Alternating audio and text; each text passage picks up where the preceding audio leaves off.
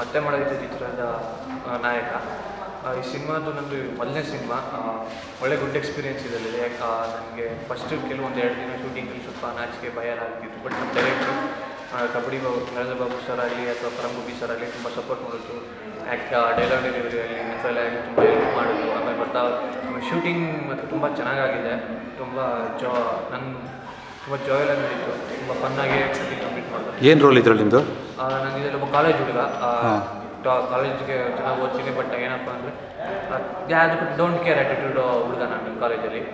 ಆಮೇಲೆ ಮಾತಾಡಿ. ಎಲ್ರಿಗೂ ನನ್ನ ನಮಸ್ಕಾರ.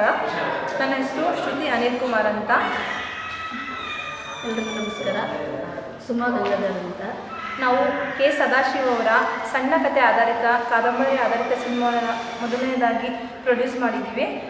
ಇಬ್ಬರು ಸೇರಿ ಒಟ್ಟಿಗೆ ಸಿನಿಮಾವನ್ನು ಮಾಡಿದ್ದೀವಿ. ಎಲ್ಲರೂ ಥಿಯೇಟ್ರಿಗೆ ಬಂದು ಸಿನಿಮಾ ಕತೆ ತುಂಬ ಚೆನ್ನಾಗಿ ಅದ್ಭುತವಾಗಿ ಸಿನಿಮಾ ಬಂದಿದೆ. ದಯಮಾಡಿ ಹೊಸಬರನ್ನು ಸಹಕರಿಸಿ ಥಿಯೇಟ್ರಿಗೆ ಬಂದು ಎಲ್ಲರೂ ಸಿನಿಮಾವನ್ನು ನೋಡಿ ಬೆಳೆಸಿ ಪ್ರೋತ್ಸಾಹಿಸಿ ಹಾರೈಸಿ. ನಮಸ್ಕಾರ. ಎಲ್ಲ ನಮಸ್ಕಾರ. ನಮಸ್ಕಾರ. ಲೆಕ್ಚರರ್ ಆಕೆ ಸಿಗದೇ ಇದ್ದಾಗ ಆಕೆ ನನ್ನಲ್ಲೇ ಸದಾ ಉಳ್ಕೊಳ್ಬಿಡ್ತಾರೆ.